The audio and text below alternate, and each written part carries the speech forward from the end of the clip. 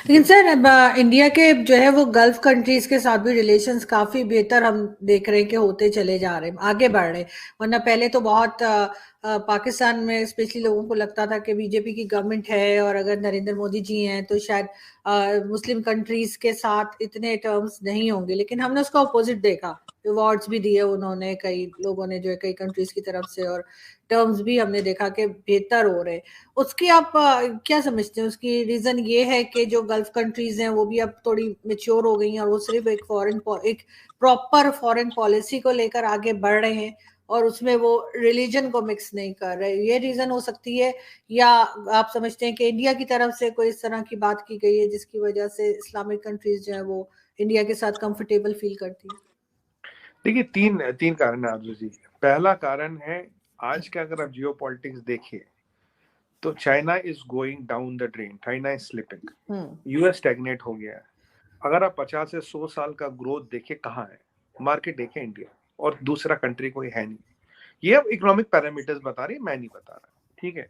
अब आप ये भी देख रहे हैं कि अमेरिकन यूनिवर्सिटीज में, आईवी वाई लीग यूनिवर्सिटीज में अब खुले आम अब ये बात हो रही है कि जो चाइना नंबर देता है फर्जी। मैं तो शुरू से कहता था फर्जी नंबर देता, अब तो अमेरिकन यूनिवर्सिटीज में, थिंक टैंक्स में खूब आम बात हो रही है। लोग तो ये कहते हैं कि 60-70% तक ये फर्जी हो सकता है ये नंबर जीडीपी का, क्योंकि चाइना का जीडीपी एक ऐसा जीडीपी है जिसको 5 इदारे 5 नंबर देते हैं, बाकी किसी के जीडीपी में ऐसी एम्बिग्युइटी नहीं होती, चाइना का ही ऐसा होता है।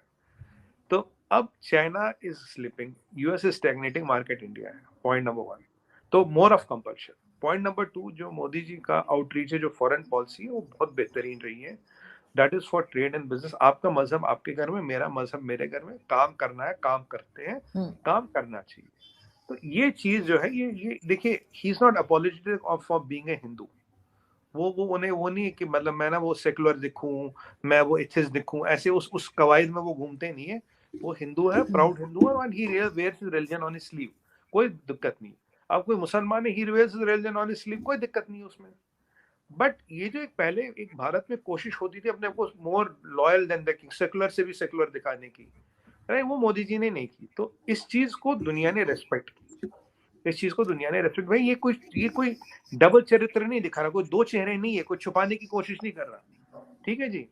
और तीसरी बात है, जो आपने बहुत बेहतरीन पॉइंट बोला अर्जुन जी, कि इन्होंने रिलीजन को फॉरेन पॉलिसी के साथ मिक्स नहीं किया। उन्हें लगा यार religion based foreign policy is not sustainable. Example है पाकिस्तान, पाकिस्तान की रिलीजन बेस्ड फॉरेन पॉलिसी तो सस्टेनेबल है नहीं।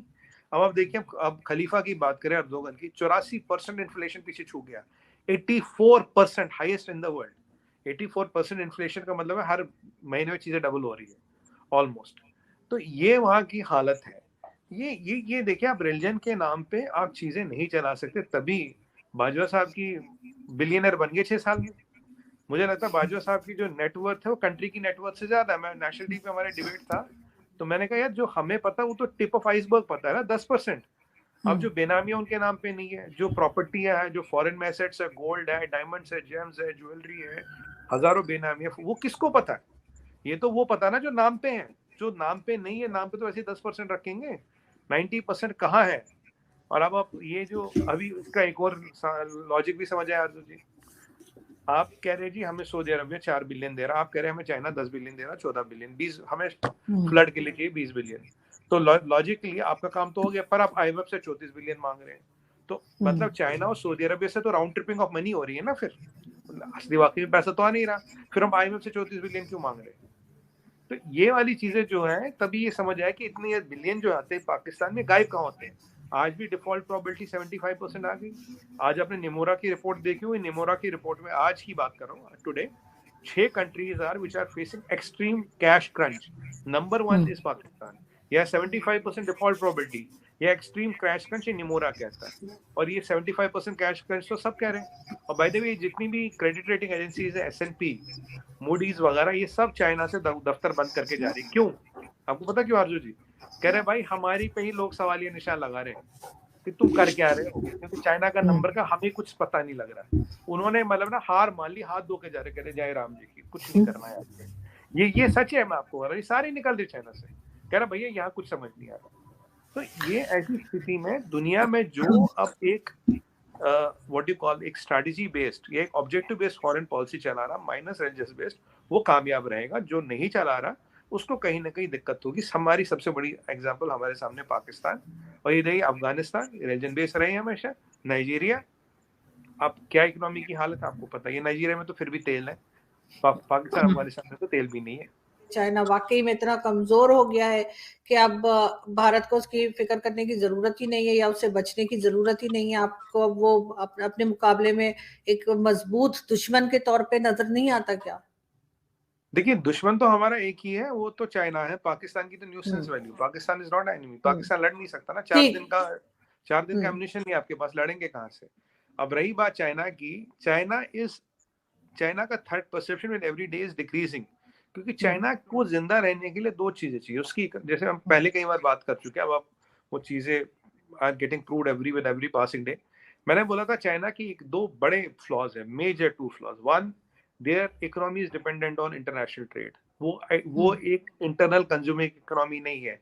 India is more of a internal consuming economy. We are a world of its own, and we have this Atmanirbhar Bharat, जिसमें हम दिन ब दिन सेल्फ रिलायंट आ रहे हैं। और आजू जी लास्ट टाइम भी मैंने बोला था, अब काफी लोग इस पर बात करने लगे हैं, the time of connected world is getting over. एक टाइम वेस्ट की जरूरत थी, कनेक्टेड वर्ल्ड उन्होंने बनाया, पर अभी जो जियोपॉलिटिक्स हम देख रहे हैं, कनेक्टेड वर्ल्ड दिन ब दिन इसका भूत उतरेगा, पहली बात। दूसरी बात, चाइना का आर्सेनल इज नॉट रिलायबल। इन 2 चीजों के होते हुए चाइना का threat perception every day is getting lower. ये ऐसा ऊंट है जो अपने वजन के नीचे खुद दब रहा है, तो हमें कुछ ज्यादा करने की जरूरत नहीं है। बट चाइना हमारा दुश्मन है, उसमें कोई डर नहीं है, मतलब कोई डाउट नहीं है, और पावरफुल एनिमी है, ऐसा नहीं कहेंगे पावरफुल एनिमी नहीं है, but with every passing day their cloud is declining, which is good for us, and our power is increasing. वो तो हम कहीं शो कर चुके हैं, क्या क्या हम ला रहे हैं, क्या नहीं ला रहे, तो आगे बिल्कुल वो तो हम किसी डिटेल में उसमें बट स्टिल अब बहुत सी कंट्रीज अभी भी ये नहीं समझती कि चाइना इतना ज्यादा कमजोर हो गया है, या चाइना को बिल्कुल इस तरह से समझ लें कि इसकी हर चीज जो है वो ऑलमोस्ट जैसे वो खत्म होने पे जा रहा है। ये देखिए चीमा साहब, शो पे बुलाने के लिए धन्यवाद। इंडियन नेवी टॉप 5 नेवीज में आकी जाती है, इनफैक्ट 3rd to 4th अभी रैंकिंग है। बहुत बड़ी नेवी, ब्लू वाटर नेवी है प्रॉपर, काफी अफसर है। आप जानते हैं जंगी बेड़ा कितना, मतलब बहुत शानदार है। इवन बहुत से एनालिस्ट का ये मानना है कि इंडिया की जो करंट नेवी है, that is more powerful than NATO's navy as on today. और ऋषि सोनक साहब, G20 में आपने जो उससे सबसे बड़ी बात तो ये नहीं बताई कि G20 में उसकी प्रेसिडेंटशिप जो है भारत को मिल चुकी है। जी जी, इसका सबसे बड़ा सिग्निफिकेंट हमारे रीजन के लिए जरूरी था कि हमारे पड़ोसी जो है अब वो उसको 1 साल को अपना पीरियड लीड करेंगे। और दूसरी बात जो मैं सिग्निफिकेंट बताना चाहूंगा, ऋषि सोनक साहब ने इंडियन जबान में ट्वीट किया, हिंदी में ट्वीट किया, यह सबसे बड़ी सिग्निफिकेंट बात है। और दूसरा, ट्रेड की बातें उन्होंने ऋषि सोनक साहब से की, और उनकी मुलाकातें मोदी साहब की, जब एक तरफ आपका मुल्क जल रहा है, आप अपने कपड़े जूते घर को खुद आग लगा रहे हैं, भारत जो है वो फॉरेन डिप्लोमेसी में नई मंजिलें तय करता जा रहा है। और दूसरा इसके, और आप जब आपकी मोटरवे बंद है, आपके 13-12 साल के बच्चे अपने कपड़ों को और घर को आग लगा रहे हैं, एप्पल ने भारत के अंदर अपनी प्रोडक्शन आईफोन बनाने शुरू कर दिए हैं, चाइना से उनकी फैक्ट्री इंडिया शिफ्ट हो चुकी है, और ये अभी शुरुआत हुई है। अभी वहां पे एक ट्रेड का, और जिस तरीके से वो उन्होंने 16 मिनिस्ट्रियों को इकट्ठा कर दिया है to make it attractive for the foreign investment, और यहाँ पे जो बैठे सीईओज हैं अमेरिकन और कंपनियों के, वो सारे अपने प्लांट उठा के चाइना से भारत शिफ्ट होना चाहते हैं। America is working with them, तो वो उस साइड पे जा रहे हैं। आपकी डायरेक्शन काबिल है, अमर बिन मारूफ है, एक अपॉइंटमेंट के ऊपर आपका कंट्री फ्रीज हो चुका है, फ्रीज।